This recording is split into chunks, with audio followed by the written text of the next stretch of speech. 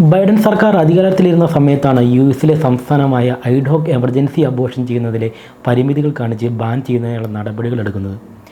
എന്നാൽ ഐഡ്ഹോക്കിലെ പ്രമുഖ ഹോസ്പിറ്റൽ നെറ്റ്വർക്കായ സെൻറ്റ് ലൂക്ക് എമർജൻസി അബോർഷൻ ചെയ്യുന്നതിന് എതിർത്തിരുന്നു.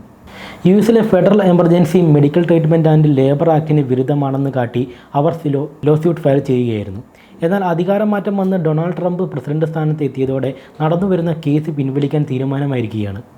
ഇക്കാര്യത്തിൽ എതിരഭിപ്രായം രേഖപ്പെടുത്തിയ ബൈഡൻ സർക്കാർ ഐഡ്ഹോയുടെ നടപടിക്കെതിരെ യു.എസ് കോടതിയിൽ ഫയൽ ചെയ്ത കേസാണ് ഇപ്പോൾ പിൻവലിക്കാനൊരുങ്ങുന്നത്.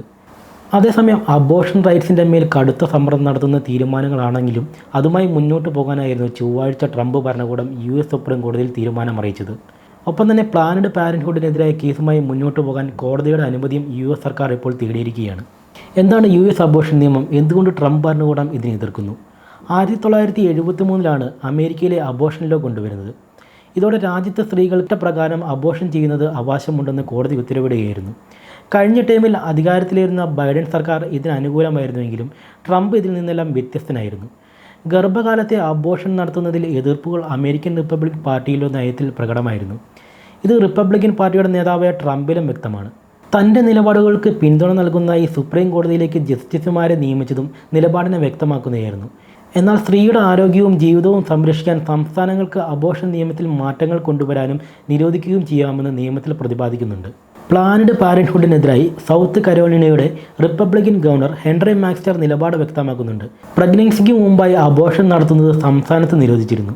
കൂടാതെ റിപ്പബ്ലിക്കൻ പാർട്ടിയുടെ അധീനതയിൽ വരുന്ന സംസ്ഥാനങ്ങളും ഇക്കാര്യത്തിൽ കടുത്ത നടപടികൾ എടുക്കുന്നുണ്ട്.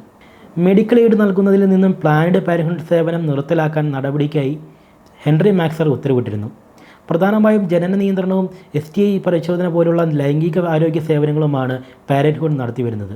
അതേസമയം ഗർഭിണിയായ സ്ത്രീകൾക്ക് കൃത്യമായ പരിചരണം ലഭിക്കുന്നില്ല എന്നാണ് ഐഡ്ഹോക്കിലെ ഡോക്ടർമാർ വ്യക്തമാക്കുന്നത്. അബോർഷനെതിരെ ഏറ്റവും അധികം കർശനമായ നിയമമുള്ള സ്റ്റേറ്റുകളിലൊന്നാണ് ഐഡ്ഹോക്ക്.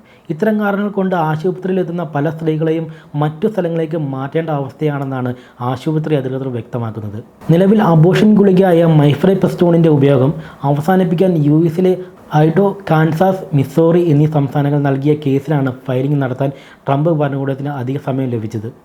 ഇതേ വിഷയത്തിൽ സർക്കാരിൻ്റെ നിലപാട് മാറ്റാനും കോടതി സമയം നൽകിയിട്ടുണ്ട്. നിലവിലെ കണക്ക് പ്രകാരം 50,000-ഓളം വരുന്ന സ്ത്രീകൾ ഗർഭസമയത്തെ ആരോഗ്യ പ്രശ്നങ്ങൾ മൂലം യു.എസിൽ മരണപ്പെടുന്നുണ്ടെന്നാണ് പറയുന്നത്.